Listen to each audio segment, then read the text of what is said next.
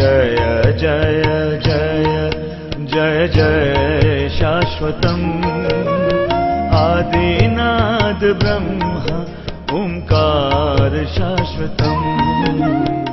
ओम गुरुर्ब्रह्मा गुरुर्विष्णु गुरुर्देवो महेश्वर गुरु साक्षात् परब्रह्म तस्मै श्री गुरवे नमः। अखण्डमण्डलाकारं व्याप्तं येन चराचरं तत्पदं दर्शितं येन तस्मै श्री गुरवे नमः। आत्मीय बंधुओं, देवतुल्य भाइयों तथा शक्ति स्वरूपा माताएं बहनें, जीवन के अलग अलग समस्याओं का समाधान हम ढूंढते हैं कि कोई भी कुशल कृषक ये जानता है कि पत्तों को सींचने से हरियाली नहीं आती, उसके लिए उस पौधे के जड़ को सींचना पड़ता है। कि समस्याएं व्यक्तिगत हो, भावनाओं की समस्या हो, अकेलेपन की समस्या हो, व्यक्तित्व के विकास की समस्या हो, अथवा पूरे परिवार की समस्या हो, या समाज की समस्या हो, या अंतर्राष्ट्रीय समस्या हो, बाहरी दृष्टि से ये सारी समस्याएं अलग अलग प्रतीत होती हैं। ठीक वैसे ही एक वृक्ष के अलग अलग डालियों पे अलग अलग पत्तों की तरह, परंतु यदि उस पेड़ को सुखाना है तो जड़ काटना काफी है, या उस पौधे को हरा भरा करना है तो जड़ को सींचना ही काफी है। समस्याओं की मूल विचारों की विकृति है, क्योंकि मनुष्य का व्यक्तित्व विचारों से निर्मित होता है। चिंतन से चरित्र बनता है और चरित्र से व्यवहार बनता है, और व्यवहार ही आदमी का व्यक्तित्व होता है। हम जैसा सोचते हैं वैसे हो जाते हैं, और न केवल हम वैसा हो जाते हैं, सारी परिस्थितियां वैसी हो जाती हैं, सुखद अथवा दुखद। ये भी संकेत किया गया कि विज्ञान, मनोविज्ञान, इसे लॉ ऑफ अट्रैक्शन कहे, आकर्षण का सिद्धांत कहे, हम तो ये कहेंगे कि हमारे ऋषियों ने प्राचीन काल से ये लिखा कि ईश्वर दे रहा है, ईश्वर दे रहा है, हम ले नहीं पाते। ईश्वर अनुदानों की वर्षा कर रहा है, लेकिन शर्त यह है कि आप क्या मांगते हैं, क्या चाहिए आपको। तो जो हम अधिक सोचते हैं उसे मान लिया जाता है कि इन चीजों से हमें प्रेम है, और वही परमात्मा हमें दे देता है। वो चीजें चाहे दुख है, विपत्ति है, कर्ज है, परेशानी है, जिसका चिंतन अधिक करते हैं, ईश्वर के द्वारा, प्रकृति के द्वारा, नियति के द्वारा ये मान लिया जाता है कि यही हमारी चाहत है। जय के जय पर सत्य स्नेहु, सोते ही मिले ही न कछु संदेहु। जिसका जिससे प्रेम होगा वो उसको मिल ही जाएगा, इसमें कोई संदेह नहीं। और इसको लॉ ऑफ अट्रैक्शन के संदर्भ में समझाया गया, और ये भी बताई गई कि फिल्मी डायलॉग है कि सच्चे दिल से किसी से मोहब्बत करें तो सारी कायनात उसे दिलाने के लिए मदद करती है। ये उसी चौपाई का अनुवाद जैसा है, जही के जही पर सत्य स्नेहो, सोते ही मिले ही न कछु संदेहो। जिसका जिससे सच्चा प्रेम होगा वो उसे मिल ही जाएगा, कोई उसे रोक नहीं सकता। और ये भी संकेत किया गया कि प्रेम किसी से है ये कैसे पता चले। प्रेम जिससे होता है उसकी याद आती है, और इसे उलट दे, जिसकी बहुत याद आ रही है उससे प्रेम हो गया है।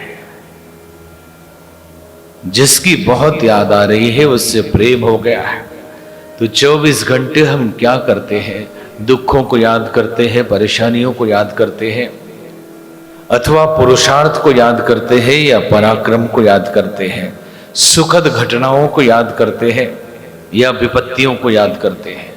जिनको अधिक याद करेंगे, ईश्वर के द्वारा ये मान लिया जाएगा कि इसी से आपको प्रेम है, और वही आपको दे दिया जाएगा। जो चाहते हैं उसको याद करिए, उसी रूप में याद करिए।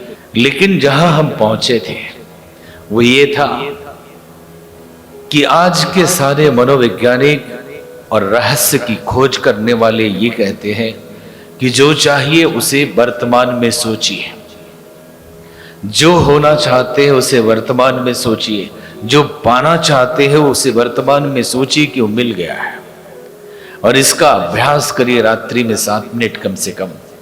जो होना है, जो पाना है, आप हो चुके हैं, उस स्टेज में जाके उस आनंद को अनुभव करिए, वो आपके पास आ जाएगा, वो आपको मिल जाएगा। लेकिन समस्या ये है, कितने लोग हैं जिनका नियंत्रण अपने मन के ऊपर है, कितने लोग हैं जिनका नियंत्रण अपने विचारों के ऊपर है, जो अपनी मर्जी से जो चाहे वो सोच पाए। अगर मर्जी से सोच ही पाते तो ये परिस्थिति उत्पन्न नहीं होती। 4 बातें पॉजिटिव सोचते हैं और 17 बातें नेगेटिव सोचते हैं, और उन्हें एहसास नहीं होता कि इस नेगेटिव का बुरा प्रभाव पड़ने वाला है। और हम जिन चीजों के लिए दुखी होकर ये सोच रहे हैं वो और भी बढ़ने वाली है। आकर्षण के सिद्धांत के हिसाब से वो आकर्षित कर लेंगी उन चीजों को। जब बस में आम आदमी, अधिकतर आदमी साइकोसोमेटिक डिजीज से परेशान है, अधिकतर आदमी बीपी हाइपरटेंशन से परेशान है, और हाइपरटेंशन की स्थिति भीड़ हो गई तो घबराहट शुरू हो जाएगी। सोचने लगेंगे कि अब लग रहा कोई दब के मरेगा, कहीं हम ही ना दब जाए, कहीं हमारा परिजन कोई ना दब जाए, कहीं बच्चा ना खो जाए। अगर बस में चढ़े तो बैठते ही सोचना शुरू, आंख बंद करके, ये बस अब लड़ने ही वाली है, इतनी तेज तेज गाड़ियां इधर से गुजर रही है, इसका एक्सीडेंट होने ही वाला है, आज बचेंगे हे भगवान, और प्रार्थना शुरू।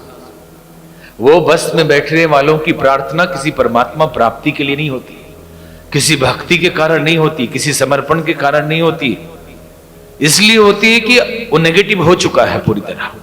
और नेगेटिव लोग ज्यादा भक्ति करते हैं इस टाइप की। जितने नेगेटिव होते हैं, जितने डरे हुए होते हैं, जितने सहमे हुए होते हैं, वो सब भजन करना शुरू कर देते हैं।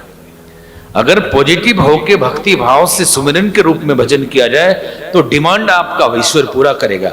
डिमांड क्या है? राम का सुमिरन कर रहे हैं, राम चाहिए, रिपीट बार बार कर रहे हैं, राम जी प्रकट होंगे। कृष्ण जी का सुमिरन कर रहे हैं, कृष्ण जी प्रकट होंगे। अहम ब्रह्मास्मि का सुमिरन कर रहे हैं, अहम ब्रह्मास्मि मिलेगा।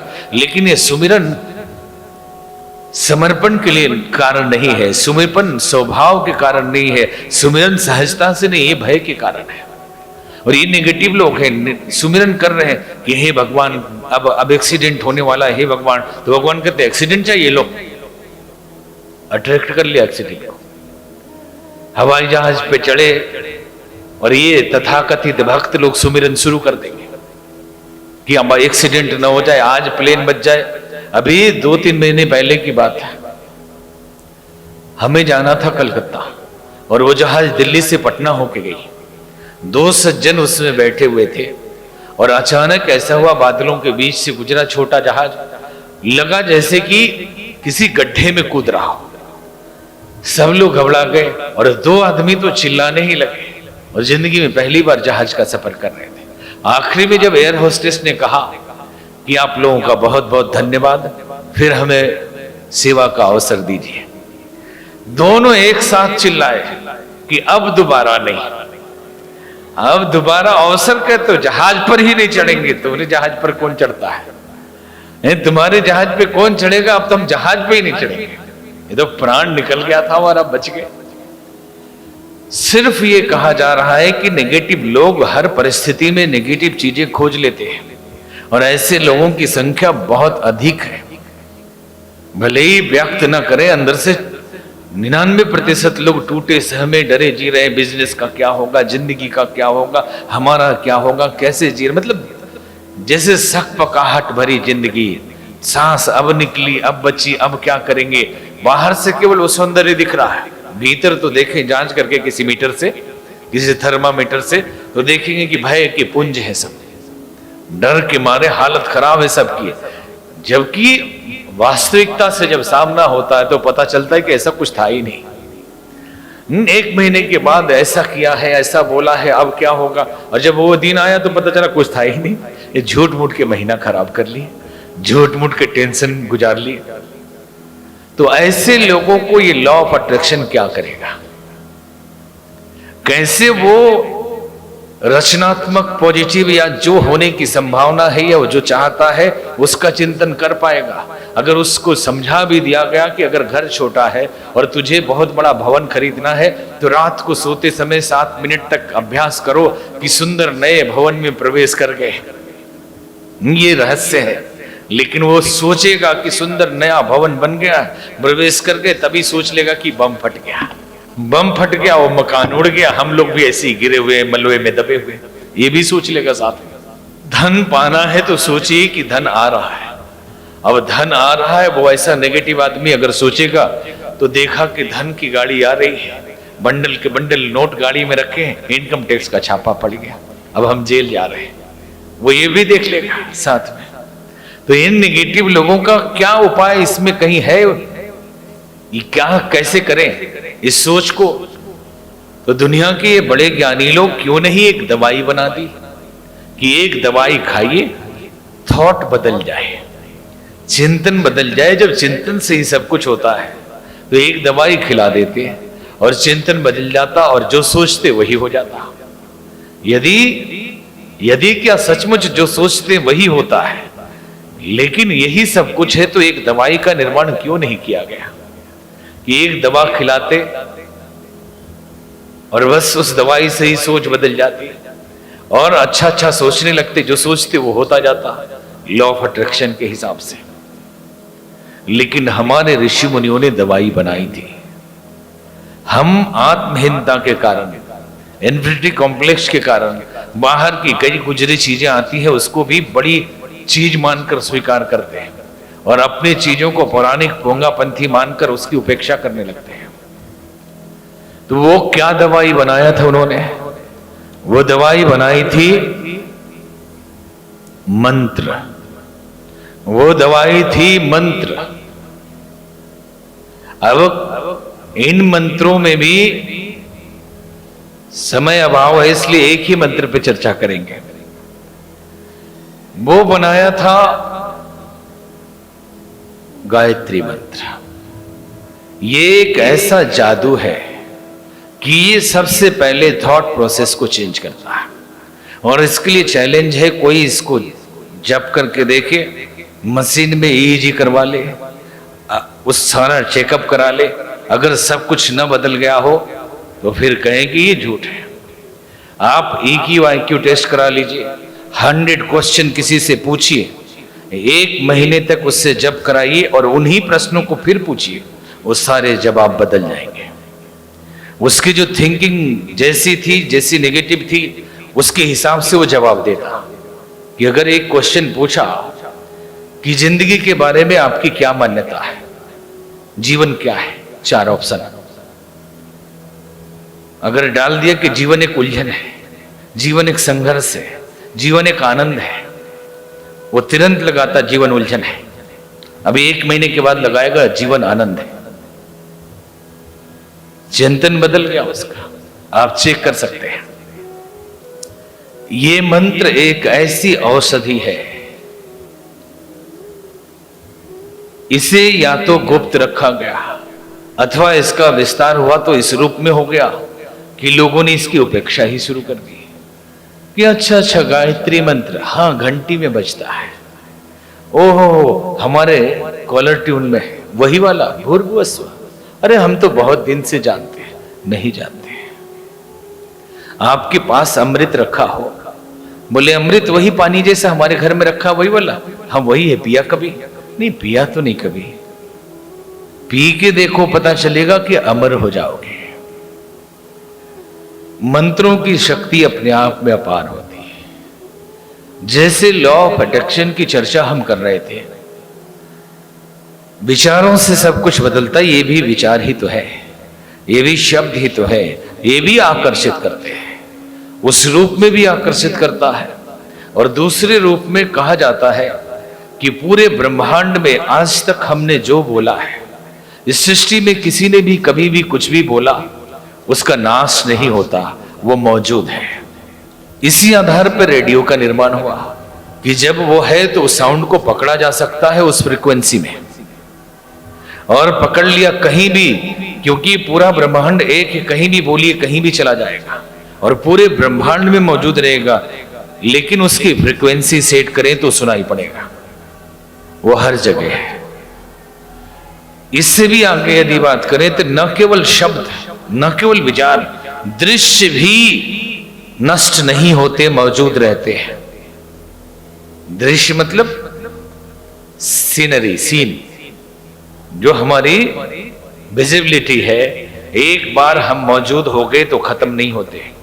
यहां से उठ भी जाएंगे तो यहां देखने वाला दिव्य दृष्टा बता सकता है कि यहां कौन बैठा था, कब बैठा था, किस मिनट में बैठा था। इसी साइंस का आविष्कार तो ये टेलीविजन है। कहीं बैठा है और ये दृश्य भी पूरे ब्रह्मांड में घूमते हैं, एक जगह नहीं रहते। कहीं भी उस फ्रीक्वेंसी पे उस फोटो को पकड़ा जा सकता है। तभी तो कोई दृष्टा देख के बता देता है कि यहां कौन बैठा था। आपने कोई मूवी देखी होगी, बैक टू फ्यूचर,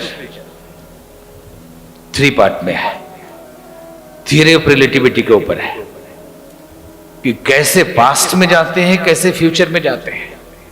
और उसके अंदर पास्ट में जब जाते हैं तो सारे दृश्य मौजूद है। ये भी जा रहा है, जो वर्तमान है ये भी भूत में चला गया, 40 साल पहले पहुंच गया। वो सारे से उसके माता पिता बच्चे हैं, खेल रहे हैं, स्कूल जा रहे हैं, वो गया है देखने। ऐसी एक कल्पना की, ये सत्य है लेकिन कल्पना की कि अगर आप थियरी ऑफ रिलेटिविटी के हिसाब से कोई गाड़ी बनाई जाए, E=mc² के हिसाब से उसमें बिठाया जाए और बैक में अगर जाते हैं तो ये कंडीशन होगा। मतलब वो दृश्य भी मौजूद रहते हैं, खत्म नहीं होता। लेकिन यहां केवल चर्चा ये की जा रही है कि शब्द मौजूद रहते हैं, विचार मौजूद रहते हैं, भाव मौजूद रहते हैं। तो मंत्रों का कार्य क्या है? मंत्रों का कार्य यह है कि एक बार मंत्र का उच्चारण किया जाता है तो वो मंत्र पूरे ब्रह्मांड का चक्कर लगाकर अपने उद्गम पे आता है। जहां से चला है वहां आता है, और जाता तो अकेले है लेकिन लौटकर अकेले नहीं आता। तो किसको लेके आता है? अपने रिश्तेदारों को लेके आता है। इसके रिश्तेदार कौन है? जितने उसके सजातीय तत्व है, रिलेटिव सेम फ्रीक्वेंसी के वर्ड्स हैं, वो सब उसके साथ आ जाते हैं। अगर हमने एक गाली दिया, किसी दूसरे को गाली दी हमने, और हमने सोच लिया कि गाली दिया हमने इसके दिल दुखाने के लिए, लेकिन उसका दिल अगर वो न दुखाना चाहे तो हम दुखा नहीं सकते। अगर वो न लेना चाहे, न मानना चाहे बुरा, तो उसका तो कुछ नुकसान नहीं होगा। लेकिन जिसने गाली दी है वो गाली के शब्द पूरे ब्रह्मांड में जाएंगे, और जितनी गालियां दी हुई है उसको सबको लाके आपके ऊपर पटक देंगे, आपके ऊपर सीधे लाके पटक देंगे। एक गाली देने के बाद लगातार गाली के विचार आते हैं। एक नेगेटिव थिंकिंग के बाद लगातार नेगेटिव सोच की श्रृंखला बन जाती है। क्यों? क्योंकि वो जैसे ऊपर जाते हैं खींच के लाते हैं। एक बार भय के, डर के बारे में सोचने पर, वो डर लॉ ऑफ अट्रैक्शन में समझने जैसी बात थी। भय बहुत बड़ा चीज था कि जिन चीजों से हम भयभीत होते हैं उसको आकर्षित करते हैं, जिन चीजों से डरते हैं वो होने के लिए हम पक्का कर देते हैं। जिस चीज की शंका हो और डर हो गया वो काम कभी हो नहीं सकता। आप पूरे ब्रह्मांड में परिस्थितियां वैसी बना देंगे। इसलिए डर, बार बार चिंतन करना और डरना, डर को निमंत्रण देना है कि ये डर तुम आ जाओ, स्वागत है तुम्हारा, और वो घटना घटा दो जिससे हम भयभीत हैं। तो यदि डरते हैं तो डर के विचार जाएंगे और डर के विचार ले आएंगे। यदि दुखी होते हैं तो दुख के विचार जाएंगे और दुख के विचार भर के लाएंगे। क्योंकि दुनिया में बहुत लोग दुखी हैं और उनके दुख के विचार रोज ब्रह्मांड में भेजे जा रहे हैं, ऐसी भावनाएं भेजी जा रही हैं। तो जो मंत्र है ये भी वैसा ही एक विचार है। और मंत्रों को, अक्षरों को जोड़कर स्पेशल इफेक्ट जिसमें अधिक फ्रीक्वेंसी है, ऋषियों ने शोध किया, जिनसे चक्रों का जागरण हो सकता है, जिनसे उपत्यकाओं का जागरण हो सकता, जिनसे ग्रंथियों का जागरण हो सकता, जिनसे हमारी प्रकृति बदल सकती, उस वाइब्रेशन से ऐसे मंत्र बनाए। और इन मंत्रों में भी एक खास मंत्र है जिसे आप गायत्री मंत्र कहते हैं। 24 अक्षर, इसमें 24 बीज है। बीज का मतलब क्या होता है? सीड।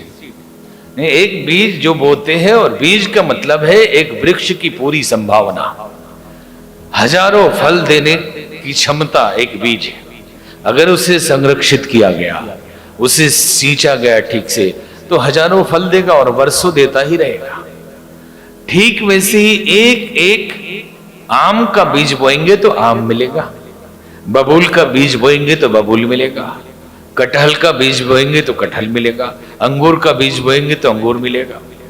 वैसे ही मंत्रों की रचना बीज की ऋषियों ने की, कि जिस मंत्र में बीज है धन की तो धन देगा, जिस मंत्र में बीज है ज्ञान की तो ज्ञान देगा, वही फ्रीक्वेंसी मैच कराएगा आपका। और जिस मंत्र में बीज है पुरुषार्थ की, आपके आत्मबल जगाने की, तो आत्मबल जगाएगा। तो अधिकतर मंत्रों में एक बीज मंत्र होता है, और इसमें 24 बीज मंत्र है। 24 बीज का मतलब 24 प्रकार के फल देने वाला। तो ऋषियों ने कहा कि इस 24 बीज के 24 देवता होते हैं। पहली बात तो ये समझ लेना कि इसका पहला काम है अनकॉन्शियस को क्लीन कर देना, अचेतन को पूरा क्लीन करके पीछे की सारे रोग शोक बीमारी दुख दारिद्र को खत्म कर देना। और अनकॉन्शियस क्लीन हो गया तो थॉट तो चेंज हो ही जाएगा, और फिर जो आप सोचेंगे वो होगा इस फार्मूला के हिसाब से। 24 बीज में 24 देवता, ब्राह्मी, वैष्णवी, सांभवी, सरस्वती, लक्ष्मी, काली, दुर्गा, अन्नपूर्णा, भुवनेश्वरी, त्रिपुरा, प्राणगनी, कुंडलिनी, अजपा, रिद्धि, सिद्धि, वेद माता, देव माता, विश्व माता, पैश्वनी, ऐसे करके ये 24 शक्तियां जो बहुत परंपरावादी है, जो देवताओं की मूर्ति में ज्यादा विश्वास रखते हैं, उनके लिए भी समझने जैसा है कि ये देवता इसमें है। इतने देवता एक साथ, जिनको डर लगता है कि हनुमान जी को जल चढ़ाया और शंकर भगवान की मूर्ति पास में रखी है, अगर वहां मंत्र एक ना पढ़ा तो कहीं वो नाराज ना हो जाए। और शंकर भगवान के पास गए कि बगल में दूसरे भगवान की मूर्ति दिखी, अगर यहां भी एक मंत्र न पढ़े तो कहीं ये दुखी ना हो जाए। उनके लिए भी ये समझने जैसा है कि केवल बीज नहीं है, बीज के उसके अपने फल है, और फल के साथ उसके रक्षक है, उसके फल के देने वाले देवता है। ये 24 है, ये 24 देवता है इसके। अब आपको हम इसका बहुत वैज्ञानिक नहीं, शास्त्र की ओर से इसकी महत्ता बताते हैं। पहली बात तो हमने कर दी कि अनकॉन्शियस को बदलता है, थॉट को चेंज करता है, और एकमात्र यही दवाई है जो जिंदगी बदल सकता है। और ये भी ख्याल रखना चाहिए कि केवल एक धर्म के लिए नहीं। आज से 20 साल पहले मद्रास हाई कोर्ट में एक केस हुआ कि किसी सरकारी इनविटेशन कार्ड पे गायत्री मंत्र छपा था। तो किसी ने केस किया कि ये धार्मिक चीज सरकारी उस पे नहीं होना चाहिए, और कोर्ट ने डिसीजन दिया कि ये धार्मिक नहीं है, सार्वभौम है। ये सबके लिए है। पहले इसके अर्थ को समझे, फिर धीरे धीरे इसकी महिमा और इसको करने की विधि बताएंगे।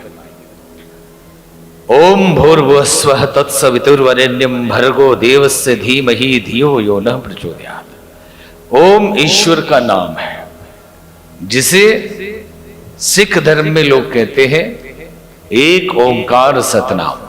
उस ईश्वर का नाम क्या है? ओंकार है। जैन धर्म में भी नमोकार कहते हैं, अथवा महर्षि पतंजलि ने योग दर्शन में लिखा तस्य वाचका प्रणवः। उस परमात्मा का सूचक है ओम, उसका नाम है ओम। किस परमात्मा का? भूर्भुवस्वः, जो धरती आकाश पाताल सभी जगह रहता है, जो कण कण में व्याप्त है, सर्वव्यापी है, न्यायकारी है, हमेशा हमारा ख्याल करता है। उस परमात्मा का नाम क्या है? ओम। तत्सवितुर्वरेण्यम, उसके श्रेष्ठ तेज को हम धारण करते हैं, शक्ति के रूप में भी और सविता के रूप में भी। सूर्य जो है उसी को सविता कहते हैं।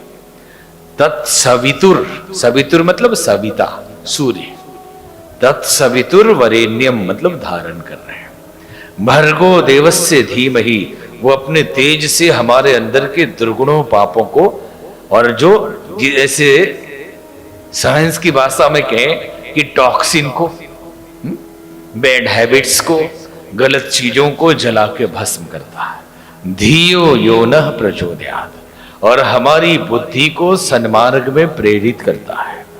तो तो भक्त जब ये प्रार्थना करता है तो कहता है कि उस सर्वव्यापी तेजस्वी प्राण स्वरूप देव स्वरूप परमात्मा को हम अंतरात्मा में धारण करते हैं, वो हमारी बुद्धि को सन्मार्ग में प्रेरित कर रहा है। मेरी बुद्धि को नहीं, हमारी बुद्धि को। ये बहुवचन में उसमें है कि एक व्यक्ति भी इस मंत्र की उपासना करता है तो प्राणी मात्र के कल्याण के लिए प्रार्थना कर रहा है। ईश्वर अल्लाह तेरो नाम सबको सन्मति दे भगवान। गांधी जी इसी का अनुवाद इस रूप में गाया करते थे।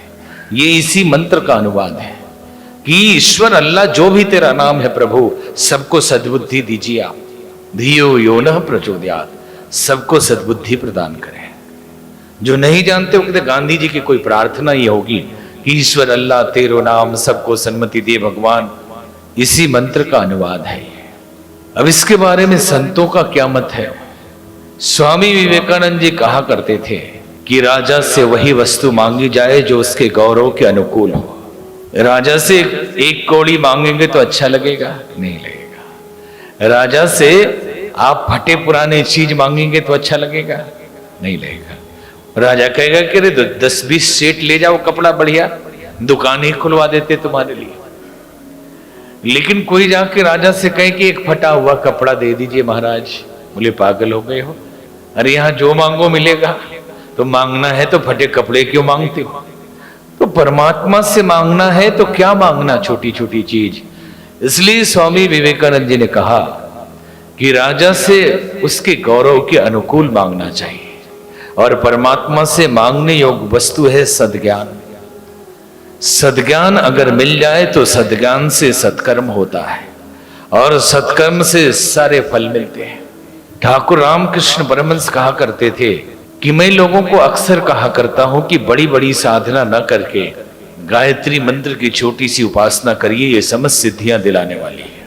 लोकमान्य तिलक कहा करते थे कि भारतवर्ष को जगाने वाला ये मंत्र इतना छोटा है जिसे एक सांस में बोला जा सकता है। और उन्होंने ये भी कहा कि देश की आजादी केवल बाहरी प्रयत्नों से नहीं हो सकती, इसके लिए आत्मा का प्रकाश चाहिए, और वो गायत्री मंत्र से मिलेगा। जेल में रहते हुए भी तिलक लगातार जप करते रहे, और उन्होंने गीता रहस्य लिखा हुआ। श्री अरविंदो का कहना है कि गायत्री महामंत्र का जप चेतना के विभिन्न स्तर में परिवर्तन लाता है। कंप्लीट अनकॉन्शियस को चेंज करके आदमी ही बदल देता है। थोड़े दिन तक जप करते रहे, आप वो नहीं रहेंगे जो है।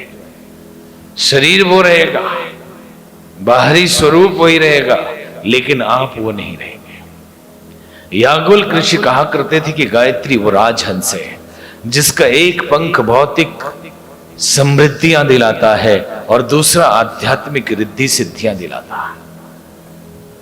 गांधी जी कहा करते थे कि गायत्री मंत्र का जप लंबे समय के रोगियों के रोग को भी ठीक कर देता है, और दुनिया के बहुत सारे लोगों ने इसके चमत्कार देखे हैं।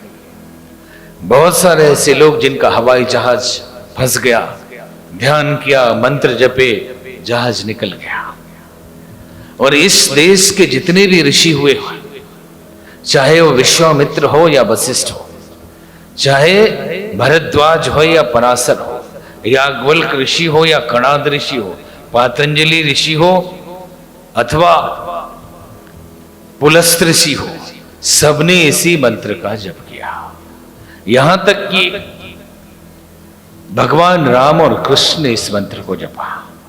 भगवान राम को, क्योंकि प्राचीन काल में ये परंपरा थी कि 8 वर्ष में गुरु दीक्षा हो जानी चाहिए, और दीक्षा होने के साथ ही जनेऊ का विधान था, और उसमें गायत्री मंत्र ही दिया जाता था। संध्या, भारतीय संस्कृति ने संध्या का मतलब गायत्री मंत्र का जप। भले ही गुरुद्वारा प्रदत्त मंत्र भी बाद में जपे, लेकिन आप संध्या करने जा रहे हैं मतलब गायत्री मंत्र का जप कर रहे हैं। कोई भी ब्राह्मण नहीं हो सकता था जब तक कि वो गायत्री ना जपे। हमारे शास्त्र कहते हैं, मनुस्मृति के दूसरे अध्याय में भगवान मनु ने लिखा, त्रेभ्येव तु वेदेभ्यः पादम पादम अदुदुहत तद्जिष्याः सावित्र्याः परमेष्ठी प्रजापति। प्रजापति ने प्राणी मात्र के कल्याण के लिए 3 चरण वाली गायत्री को धरती पर भेजा। 3 चरण क्या है? तत्सवितुर्वरेण्यम भर्गो देवस्य धीमहि धियो यो नः प्रचोदयात्। ओम प्रणव है, भूर्भुवस्सुः व्याहृति है। गायत्री मंत्र की शुरुआत होती है तत्सवितुर्वरेण्यम। 3 वेद में गायत्री मंत्र है, चौथे में इसकी महिमा गाई गई है। 3 में लिखा है, और उस 3 में से एक यजुर्वेद में पूरा ओम भूर्भुवस्सुः है, बाकी में तत्सवितुर्वरेण्यम से है। फिर आगे मनु महाराज ने लिखा, ये तदक्षरमेतां च जपम व्याहति पूर्विकाम सौंदर्यो वेद विद विप्र वेद पुण्येन उच्यते। कि जो इस गायत्री मंत्र को प्रणव और व्याहृति सहित जपता है, केवल तत्सवितुर्वरेण्यम नहीं, ओम भूर्भुवस्सुः तत्सवितुर्वरेण्यम से जपता है, वो वेद पढ़ने के पुण्य को प्राप्त करता है। तो आजकल के सामान्य लोग तो कहेंगे कि वेदों के नाम भी हमें पता नहीं। बच्चे कहेंगे वेद क्या होता है, बाइबल पता है, वेद क्या होता है, और उनको वेद का पुण्य न भी मिले तो क्या फर्क पड़ता है? वो देखेंगे क्या फर्क पड़ता है? वेद का पुण्य मिलता है तो कौन सी बड़ी बात हो गई। सच्चाई ये है कि किताबों को पढ़ने से जानकारियां तो होती है, ज्ञान नहीं मिलता। ज्ञान अंदर से प्रकट होता है, और ये मंत्र जो इसे जपता है उसका ज्ञान भीतर से प्रकट होता है। आप इतिहास उठाकर देख ले, बहुत सारे ऐसे संत हुए जिन्होंने किताबें नहीं पढ़ी। मसी कागज छियो नहीं, कलम गहो नहीं हाथ। संत कबीर कहते हैं कि मैंने तो कभी किताब छुआ नहीं, कलम भी नहीं ली, और परम ज्ञानी मेरा सुमिरन हरि करे मैं पाऊं विश्राम। इस अवस्था में पहुंचने वाले ये मंत्र का जप और उनकी तपस्या है। बहुत सारे ऋषि मुनि ऐसे मिलेंगे जिन्होंने कभी किताबों का अध्ययन नहीं किया, और सारे शास्त्र उनके अंदर से निकलते हैं, सारे शास्त्र उनके भीतर से प्रकट होते हैं। जगत गुरु आदि शंकराचार्य बालक 7-8 साल की उम्र में सारा ज्ञान प्राप्त था। कहां पढ़ने गए थे? जहां पढ़ने गए वहां पढ़ाई से पार की बातें सब पहले बता दी। एक से एक इस देश में हुए संत जिनके ज्ञान को देखकर लगता है कि ये किसने सिखाया। वेद प्रकट होता है साधना से, वेद प्रकट होता है मंत्रों से। और भगवान मनु मनुस्मृति में लिख रहे हैं कि प्रणव सहित व्याहृतियों सहित जो गायत्री का जप करता है उसके भीतर से वेद प्रकट होता है। वेद का मतलब ज्ञान, वो समस्त ज्ञान का अधिष्ठाता बन जाता है बिना किसी किताब को पढ़े हुए। यदि किसी किताब को पढ़ के ज्ञानी होते तो पूरी लाइब्रेरी में किताबें ही किताबें हैं। महाभारत में लिखा है, या एताम वेद गायत्रीम पुनम सर्वपुनम गुणान्विताम तत्वेन भारत श्रेष्ठ सर्वलोकेन प्रणश्यति। जो गायत्री मंत्र का जप करता है इस लोक में उसका नाश नहीं होता। कभी आपने गरुड़ पुराण पढ़ा है? मरने के बाद सुनते हैं। गरुड़ पुराण में मरने वालों की स्थिति का वर्णन होता है कि शरीर छोड़ने के बाद आत्मा का स्वरूप क्या होता है, उसका आकार क्या होता है, 13 दिनों तक उसकी अवस्था क्या होती है, और किन मंत्रों से तर्पण और श्राद्ध करने से इसकी अवस्था बदलती है, और कैसे कर्म किए हैं तो किस लोक में उनकी यात्रा होती है, कितने प्रकार के नरक होते हैं और कितने प्रकार के स्वर्ग होते हैं। इन सब का वर्णन उसमें मिलता है।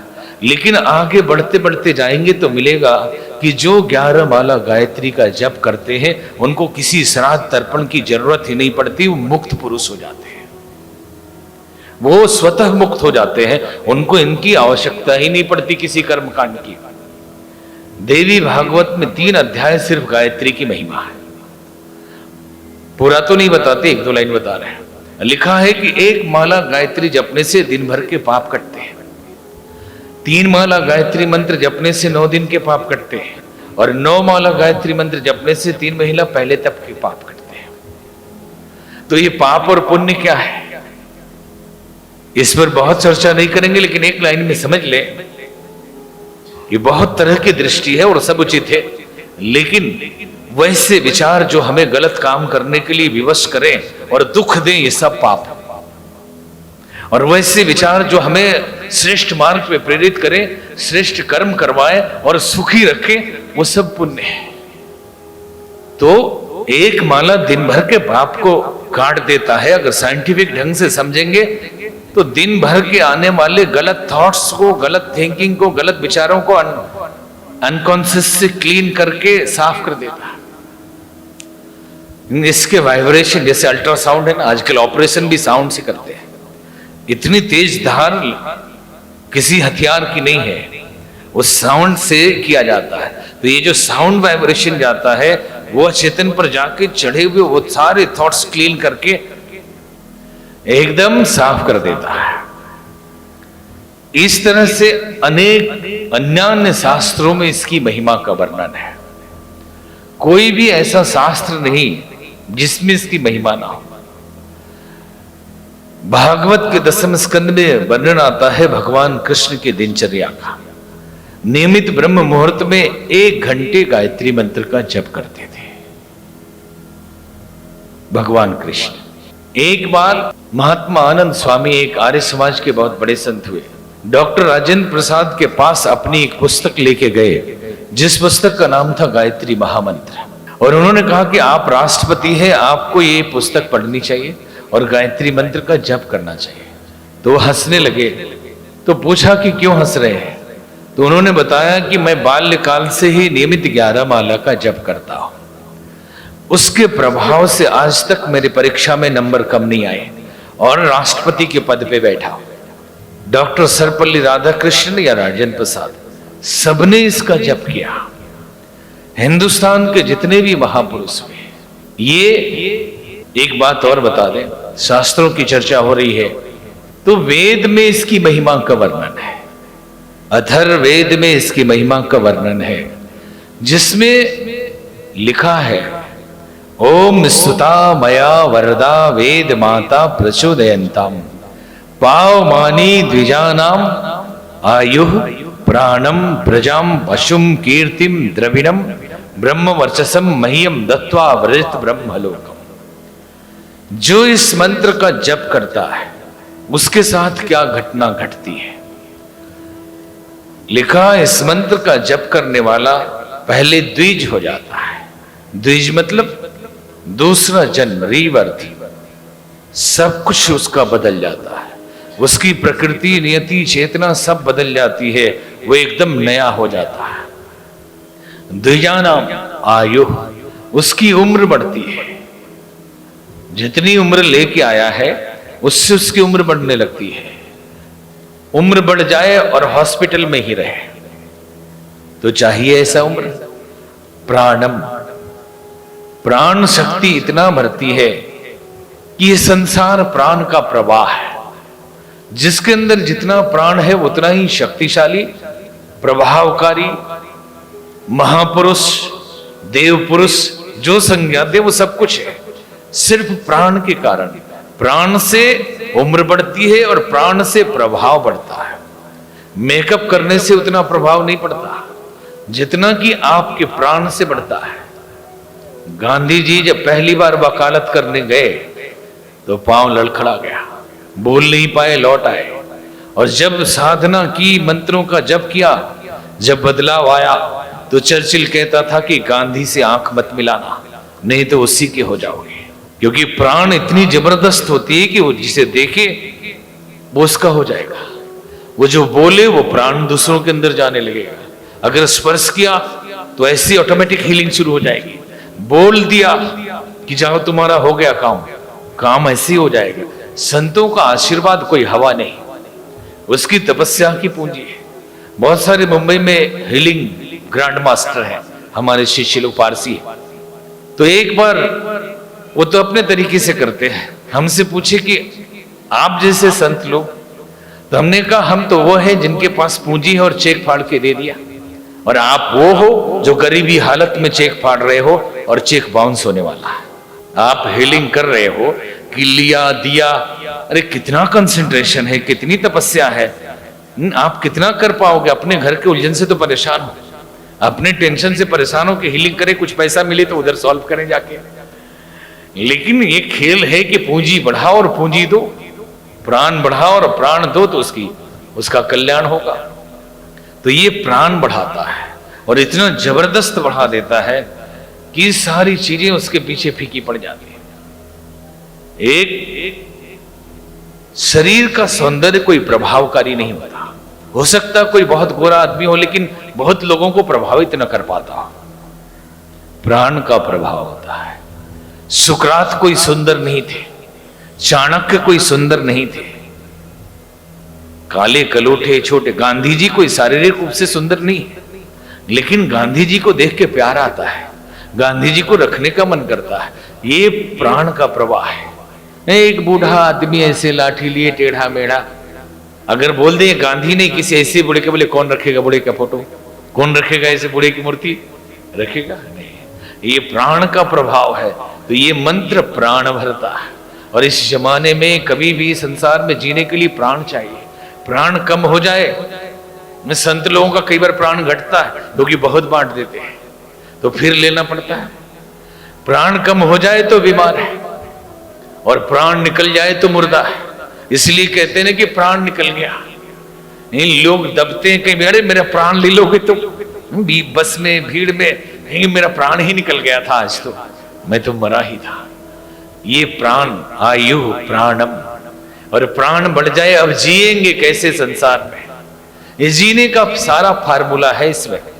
इसे एक बात जरूर ध्यान रखना, दुनिया भर के मेडिटेशन के स्कूल चल रहे हैं, हम उनके खिलाफ नहीं, हम खुद भी मेडिटेशन कराते हैं, लेकिन कुछ संभल के कराते हैं कि उन चीजों की कराएं जो आपको जरूरत है।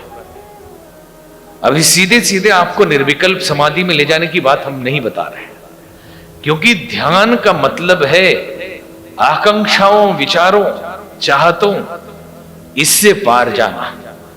ध्यान का मतलब है कि इन सब से पार जाएंगे तो समाधि में जाएंगे।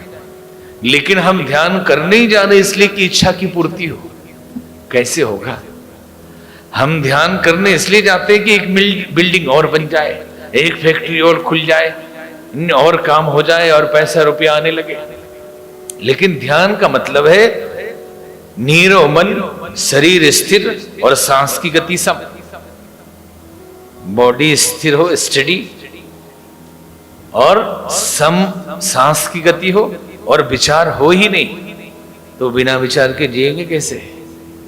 ये अवस्था अभी है कि आकांक्षाएं छोड़ दें।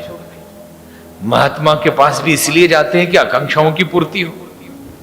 और अगर बोल दे महात्मा की सारी आकांक्षाएं आपकी हम खींच ले रहे हैं, आपको आध्यात्मिक बनाते हैं, तो बोलेंगे बस बस रहने दीजिए, ये हमारा जैसा था वैसा करिए, भागेंगे उठ के। और वही चीज सिखानी तो द्वंद्व हो रहा। ये अंतर द्वंद्व है कि एक जगह आप 24 घंटे डिमांड कर रहे हैं कि मकान, दुकान, बिल्डिंग, पोस्टिंग और पैसा, रुतबा, ख्याति ये चाहिए, और 1 घंटे ध्यान करने जा रहे हैं कि कुछ नहीं चाहिए। ध्यान का मतलब कि सब समर्पित, सब स्वाहा, विचार से पार ही चले जाना है, सबको खत्म कर देना है, अपने अस्तित्व को खत्म करने का नाम ध्यान है। और ध्यान कराए जा रहे हैं तो करना क्या चाहिए। ऋषि मुनि बहुत बुद्धिमान थे, वो इसलिए श्री मां जो श्री अरविंदो की शिष्या थी वो कहती थी फर्स्ट मेक देन डिसॉल्व, पहले बनाओ फिर तोड़ो।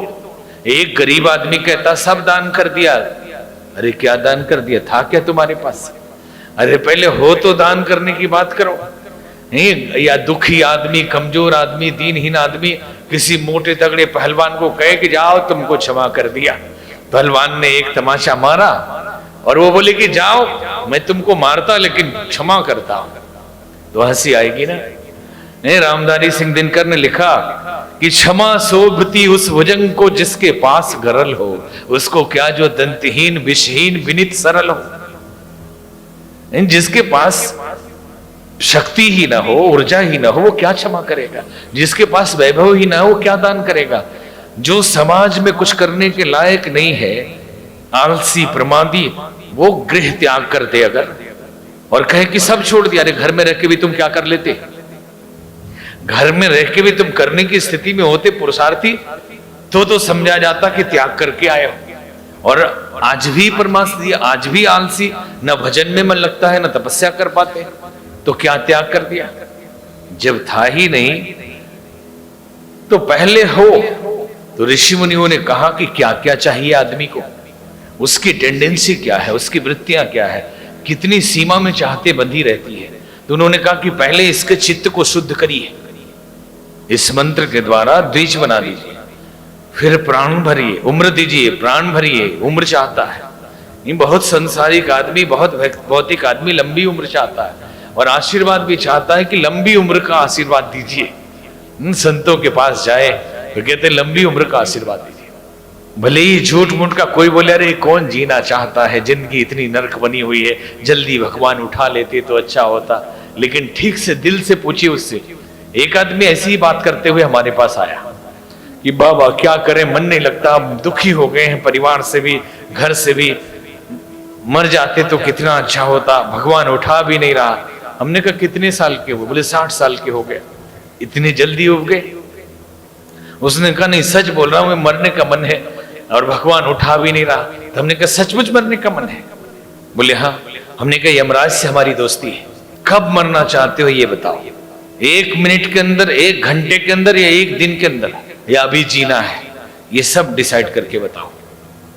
1 मिनट में आपके प्राण हरण करने में लोग आ जाएंगे, अभी हम उनको मेल करेंगे, वो आके आपके प्राण लेके जाएंगे। बोले सच बोल रहे हैं क्या? हमने कहा सच बोल रहे हैं, कोई झूठ थोड़ी बोल रहे हैं, सीरियसली आपको मार देंगे, यमदूत लोग आ जाएंगे। तो 1 दिन का मौका दीजिए सोचने के लिए। 1 दिन के बाद आए, बोलते हैं कि अभी रहने दीजिए, कुछ दिन और जीने का मन है। हमने कहा झूठ बोलते हैं आप, जीने का मन है तो उम्र देता है ये मंत्र। आयु प्राणम, पहले आयु फिर प्राण, फिर आयु प्राणम प्रजाम। चाहने वाले लोग, अगर अपने चाहने वाले न हो और उम्र बहुत हो तो किसके साथ जिएंगे और क्यों जिएंगे? अर्जुन भगवान कृष्ण को कहता है कि अपने लोगों को मारकर जीने से तो अच्छा है कि भिक्षा का अन्न लेके जी लो कहीं। तो एक विद्वान ने कहा कि इसकी साइकोलॉजी ये नहीं कि इसको अपने गुरुजनों से, प्रियजनों से प्रेम हो गया है, नहीं मारना चाहता। इसकी साइकोलॉजी ये है कि जब सब मर ही जाएंगे तो हम किसको दिखाएंगे कि हम जीत गए? जब बचेंगे ही नहीं कोई तो किसको दिखाएंगे? अगर पड़ोसी ही न रहे तो किसको दिखाएंगे बड़ी बिल्डिंग बनाई? अगर कोई दुश्मन ही न रहे किसे बनाएंगे कि देखो कितना कमा लिया, दिखाऊंगा मैं तुमको। ऐसी भी मानसिकता होती है, ऐसे भी जीते। तो प्रजा, चाहने वाले लोग बढ़ाती है। चाहने वाले लोगों के बाद पशु, पहले के जमाने में पशु हाथी, घोड़ा, गाय, बैल, जिसके पास हजारों हजार होते थे, बड़े आदमी होते थे। आजकल हॉर्स पावर में बदल गया, जिनके पास गाड़ियां बड़ी बड़ी है वो बड़े लोग हैं। तो ये मंत्र आपको पशुधन देता है, और पशु भी मिल गया, अब क्या करें, काम ही नहीं है। तो बोले कीर्ति, फेम मिलेगा आपको। ये जपते रहिए, इतने फेमस हो जाएंगे कि आप कल्पना नहीं कर सकते। और इतिहास गवाह है कि जिसने भी इस मंत्र का जप किया, वो दयानंद हो या स्वामी विवेकानंद हो, सब फेमस हो गए।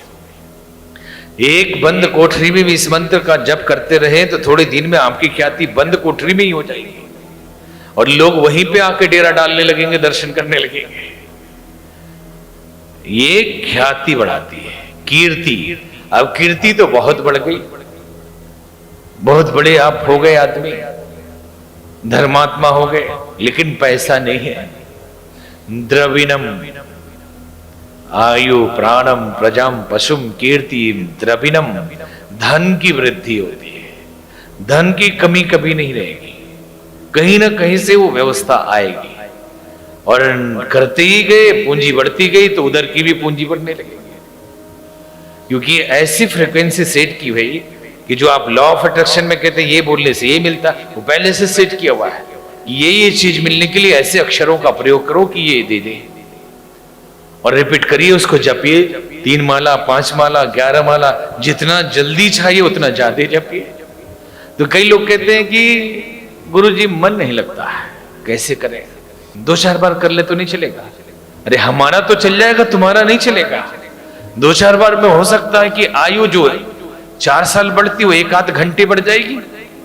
2-4 बार करने से जो धन तुम्हारा 2-4 लाख 10-20 करोड़ बढ़ता था वो 2-400 रुपया मिल जाएगा। मिलेगा तो 2-4 मंत्र में भी मिल जाएगा, लेकिन 2-4 रुपया चाहिए, 2-4 घंटे की आयु चाहिए। जो आप फेमस होते इंटरनेशनली वो गांव में ही फेमस होके रह जाएंगे। तो आपकी मर्जी, कर लीजिए। तो द्रविणम धन देता है, लेकिन धन आते ही टेंशन शुरू हो जाता है कि कोई किडनैप न कर ले बच्चे को, कोई डाका न डाल दे, कोई इनकम टैक्स का छापा ना पड़ जाए, कोई क्रिमिनल फिरौती ना मांगने लगे, कोई रंगदासी टैक्स, कोई भाईगिरी। अब क्या करें? तो उसके बाद ये मंत्र देता है आत्मबल, ब्रह्मवर्चसम, आत्मबल की प्राप्ति कराता है। आप इतने मजबूत दिल के हो जाएंगे कि दुनिया क्या आपसे छीनेगी, आप ही छीन लेंगे। इतने ताकतवर हो जाएंगे आपको कोई हिला नहीं सकता, आप दुनिया के किसी से भी नहीं डर सकते। तो ये कंप्लीट पैकेज है पर्सनालिटी के लिए कि एक आदमी को क्या क्या चाहिए। उम्र चाहिए, प्राण चाहिए, स्वास्थ्य चाहिए, ख्याति चाहिए, गाड़ी घोड़ा चाहिए, धन दौलत चाहिए। तो बस ये वाला कार्ड लगाइए, ये क्रेडिट कार्ड डालिए, एक साथ लीजिए। नहीं अलग अलग ये वाला मंत्र कर ले, ये वाला कर ले, फलाने जी ने ये बताया, करते रहो दिन भर। अरे एक ही एंटीबायोटिक से जब सब बीमारी दूर होने वाली है तो आप क्यों एक पैरासीटामोल खाएं, एक क्रोसिन भी खा लें, एक दर्द की भी खा लें, एक इसकी भी खा लें, एक उसकी भी खा लें। एक खाइए, काम हो गया। तो ये ऐसा ही एंटीबायोटिक है और इसकी महिमा जितना गाए उतना ही कम है। लेकिन फिर भी इसमें थोड़ी सी बात बताएं, जिस दिन से आप जप करना शुरू करते हैं उसी दिन से परिवर्तन शुरू होता है, उसी क्षण से आपको लाभ मिलना शुरू होता है। प्रारंभिक लाभ यह है कि आपके मन में शांति मिलेगी, बेसिक कि आप जप किए थोड़ी सी शांति लगेगी। दूसरा लाभ है कि सोच बदलने लगेगा, पॉजिटिव सोच हो जाएगा। तीसरा लाभ यह है कि आप दूसरे की मन की बात पढ़ सकेंगे बेसिक लेवल पे, और जैसे ही हायर लेवल पे जाएंगे 4-6 महीने, 1 साल, 2 साल, दूसरे जगह बैठा हुआ आदमी उसके भी माइंड का तस्वीर आप खींच सकते हैं, वो अभी क्या सोच रहा है। शास्त्रों में इन सिद्धियों को बताने की मनाही होती है, इसका दुरुपयोग करने की मनाही होती है, लेकिन स्वाभाविक ही आएगा। जैसे ही शुरू करेंगे दूसरे का, तो क्या गलती करते हैं लोग, अरे आप क्या सोच रहे हैं मैं बता सकता हूं, अरे यही काम है तुम्हारा, अरे अपना काम करो ना।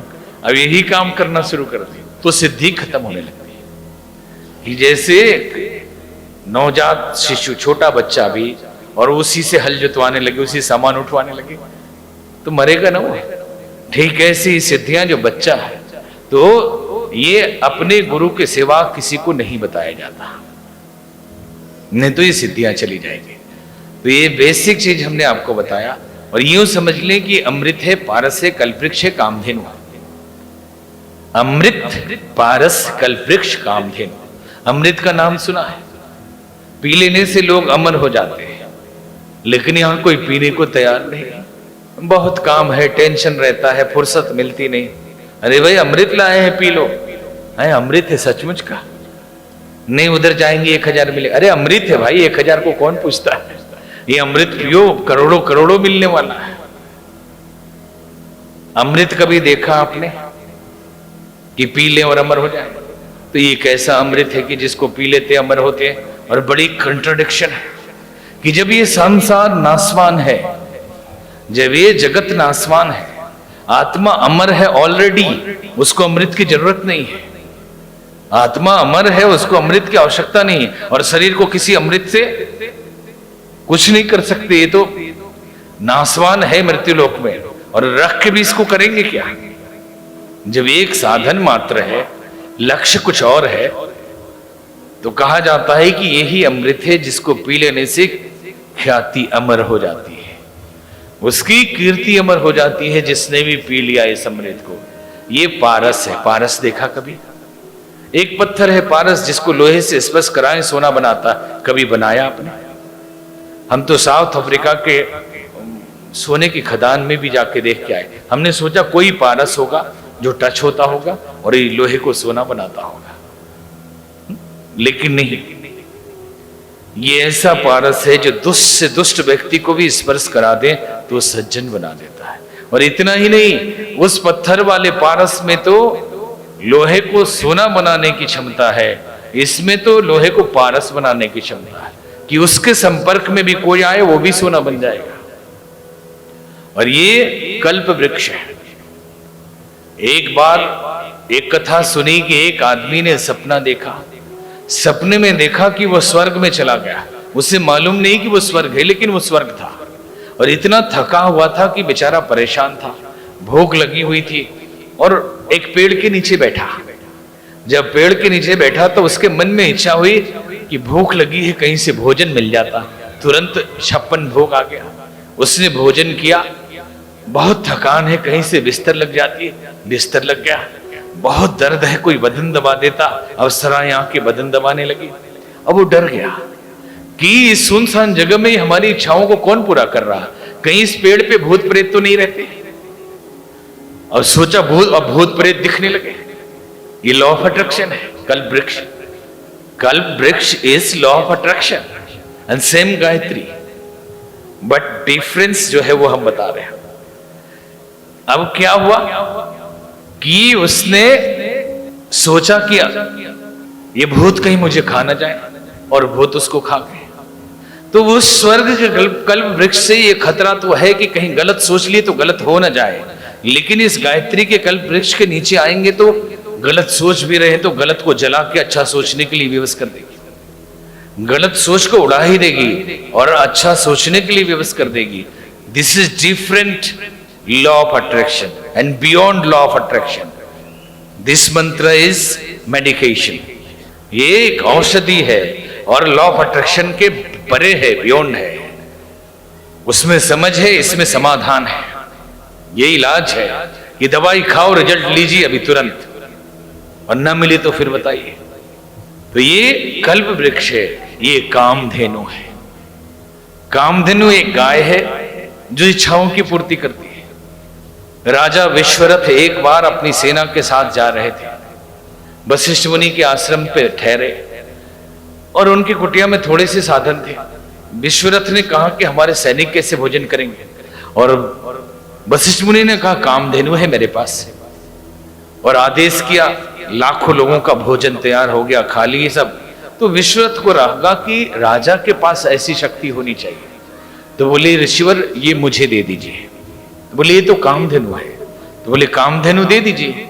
बोले ये कोई जंतु थोड़े है, ये तो तपस्या की शक्ति है, ये तप करके अर्जित करना पड़ता है।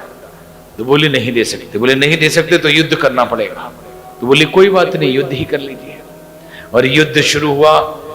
उनके लाखों सैनिक थे और यहां आदेश दिया, कामधेनु से लाखों सैनिक निकलने लगे और राजा विश्वरथ को हारना पड़ा। आखिरी में उन्होंने ये कहा, धिक बलम क्षत्रिय बलम ब्रह्म तेजो बलम बलम। ये क्षत्रिय बल जो है धिक्कार करने योग्य है, ब्रह्म तेज का बल ही असली बल है। और उन्होंने गायत्री मंत्र का जप शुरू किया और इतना किया कि इतनी शक्ति अर्जित कर ली कि कथा आती है कि राजा त्रिशंकु वशिष्ठ मुनि के पास गए कि मुझे सशरीर स्वर्ग भेज दिया जाए। उन्होंने कहा प्रकृति के खिलाफ है, नहीं हो सकता। बोली क्या मंत्र की शक्ति है, कुछ भी कर सकते हैं, हमें करके दिखाइए। नहीं माने। ऋषि विश्वामित्र के पास गए। उन्होंने कहा स्वर्ग जाना, जाओ स्वर्ग। भेज दिया स्वर्ग। अब तो प्रकृति के विरुद्ध है, देवता दुखी हो गए। उन्होंने ऊपर से धक्का मार दिया। ये कथा है पुराणों में। और ऋषि विश्वामित्र को क्रोध आए, रुक जाओ ऊपर ही। त्रिशंकु लटक गया। इसलिए तब से वो शब्द प्रयोग होता, आज कहते हैं त्रिशंकु विधानसभा, त्रिशंकु पॉलिटिक्स हो रही है। इसमें किसकी सरकार बनेगी पता नहीं। किस लिए त्रिशंकु? ये तीन से मतलब नहीं है, लटकने से मतलब है। हैंग पार्लियामेंट मतलब त्रिशंकु, लटका हुआ। ये लटक गया, त्रिशंकु बन गया। त्रिशंकु उस राजा का नाम था, भगवान राम के कुल के ही बड़े राजा थे। अब विश्वामित्र को और नाराजगी हुई। उन्होंने कहा कि ब्रह्मा के सृष्टि के स्वर्ग में मेरे शिष्य को नहीं जाने दिया जा रहा, तो मैं नई सृष्टि बनाऊंगा। और उन्होंने अपने मंत्र के बल से नई सृष्टि बनाई। ये जितने ऐसे ही ब्रह्मांड, ऐसे ही ग्रह नक्षत्र, ऐसे तारे, ऐसे सूर्य, ऐसे आदमी, ऐसे स्वर्ग नरक, और स्वर्ग का राजा बना दिया ना उसको त्रिशंकु। कई लोग अब ये सत्य है या नहीं कहते, बैगन, केला, नारियल ये सब विश्वामित्र की सृष्टि से इसमें आया है। क्योंकि बाद में ब्रह्मा जी ने विनती की कि बड़ी मुसीबत है, प्रकृति का नियम बिगड़ रहा है, आप अपनी सृष्टि समेट लीजिए। तो उन्होंने कहा ठीक है अब समेट लेते हैं। तो बोले जो जो इसमें नहीं वो दे दीजिए। तो कहा केला दे दिया, नारियल दे दिया, बैगन दे दिया, ऐसी चीजें उसमें से इसमें आ गई। ये कामधेनु है। अब कुछ छोटी बातें जो समझना है कि कई बार अगर देर हो सफलता में, सिद्धि मिलने में, सामान्य चिंतन ठीक होने में और माइंड सेटअप ठीक होने में तो देर नहीं लगने वाली, लेकिन प्रारब्ध को काटने में बहुत तरह के जो ग्रह नक्षत्र विकृतियां हैं, थोड़ा अगर लेट हो जाए तब भी घबराना नहीं चाहिए।